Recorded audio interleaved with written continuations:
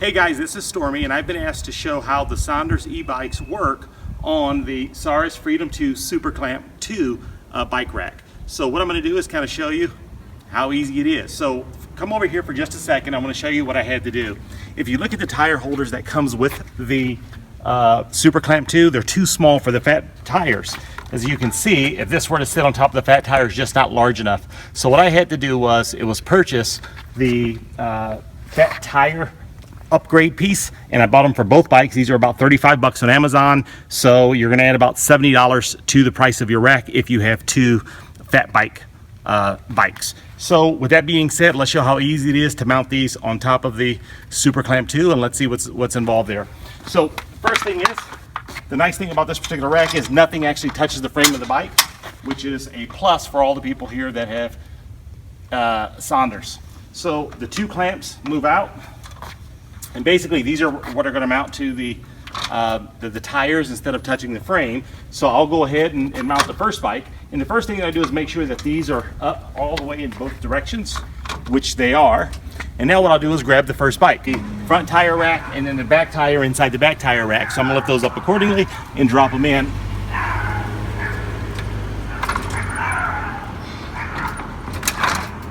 And I guess what I should have did was move up the kickstand. But as you notice, when the bike's sitting here, it's sitting there fairly comfortably. And now what I can do, I have the ability, there's straps here, so you can grab the straps along, for both bikes. These straps go around the rim, and then they lock into place on the back of the bike. So that holds one into place. And now we're going to just put the second bike in. And with the second bike, it's going to be reversed. So what happens is, it's back tire to front tire to back tire. So now what happens when this bike goes on, it's going to adjust the opposite. The nice thing about this rack also is it has a lifetime guarantee from the factory, and it has a specified rate weighting of 60 pounds. So it's a lot better than a lot of the other ones that are out there. So now that I have both bikes sitting up here, typically what I do is mount these up, slap it in, I just punch them into place. So now the bikes are actually pretty secure. I'll throw the other strap on, for both tires, just like I did the other tire. Now, one thing I did here that wasn't, I kind of put the tire over it. As you can see, pull the strap over, locks it into place, and we do the same thing back here. Back here, this slides up, and now what happens is, you have a scenario to where you push these down tight, do the same thing again with the front, push them down tight against the tires, and now guess what? You've got a really, really secure scenario. Look at the movement here. I mean, I'm really moving these bikes. They're not going to go anywhere, and guess what? I still haven't even strapped in these two tires, which is obviously you would do for a long trip. The other neat thing about this particular bike rack is it has a built-in locking mechanism. So what I can do is, and obviously it's a thin cable wire. It's not going to prevent anyone from stealing the bikes if they really want them, but it keeps them honest. So this pulls out here on this side. It has another one that pulls out here on the other side. And now what you have the ability of doing is just kind of weaving this through the bike however you see fit. And you take it from one to the other. It's probably going to be a little short, but basically you kind of get the idea and figure out how you're going to lock the bike, because it gives you ample length there. What I've done, I picked up the kryptonite chain locks, and if we go on a trip, I'll lock these with the kryptonite chains to the actual car, not to the bike rack, because if someone steals the bike rack, well, now they've taken the bikes, the chains, and the bike rack. So I think for 350 bucks for the rack, another 70 bucks for your fat tire adapters, it really doesn't break the bank. You got a 120 pound rating for weight, and it's a pretty solid bike rack. As you can see, they both fit on here nicely. Nothing's touching the frame. It's solid. So we'll just take the tape measure, and I'm going to measure from the back of the bumper of this particular car to the outside of the vehicle. So if you can see from there to the pedal, I'm basically sitting at roughly 31 inches to the edge of the pedal here. So it really doesn't take up that much space. But I figure what I ought to show you guys now is, okay, we've got the bikes on there. How difficult is it to take the bikes off the rack? So with that being said, let's get started. Let's take the bikes off. So the first things you have to do is make sure you remove these straps here, which I've already done. So I have no strap there, no strap here. And then it's just a simple release to take the tire release. So there's a button here we press. Oh, I'm sorry, here. And So we lift these up. So I'm gonna do this first bike here. This one's still secure.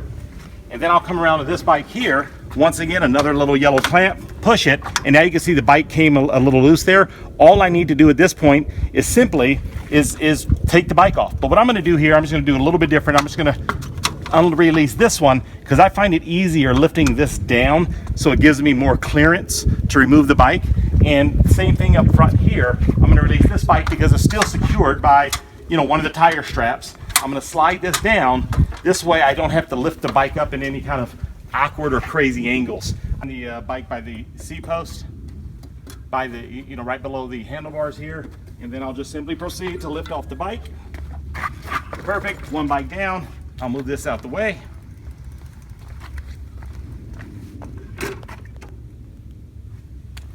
And I'll proceed to do the same with the other bike. Now this one here, I still have a tire strap on. Let me remove the tire strap. Take the tire strap here. I take it off and it's kind of the same scenario. The only difference is this inside bike, I've got to clear these posts here on both sides. So it's going to be a little more difficult than the first bike. It just requires a little more brute strength. So typically I may grab it just slightly differently. Lift up the bike from the front, clear the front, spin the bike around, set it down, that's it. Now, one thing about the bike rack is if you're going to leave it in the car or store it or whatever the case may be, this doesn't fold up like some of the other bike racks that are out there. And there's pros and cons to that. The fact that it doesn't fold up probably saved them costs on the manufacturing costs, which makes it a little bit more affordable. But also in some states, if your bike rack blocks the license plate, you have to remove it when you're not using it. So the nice thing about this one is I can just basically fold these down, store it out of place. And one thing you will notice here is when this is in the folded down position, I'm not obstructing the license plate. So essentially, if I wanted to leave this on, I can leave it on at all times. The other things, you know, I had the locking cable here. It's kind of neat. This just kind of slides into place. If I want to put this back in, the same lock that comes with it to lock it into your hitch works there. So I'll just kind of slide both of these back into place. There's a little gearing mechanism, and it just kind of holds them into place, and that just gives you a little bit of locking mechanism. When I'm storing this particular unit or when we're not using it, I'll tend to lock the tire straps so they're just not flapping around in the wind. Hey, I decided to give you one other measurements when the bike rack isn't in use. How much does it extend out? So you can see here with the tape measure from the back of the car, or let's say from the back of the bumper, this unit actually extends out roughly about 2 feet from the back of the car. You can see it's about 24 inches there, and that's where it extends when we're not using it. So I just tend to leave it here in the car. The locking mechanism that locks this to the hitch, it's pretty secure. It bolts in. You've got to use a ratchet. It keeps it, you know, basically secure to the car. It has a locking pin there, and that's it.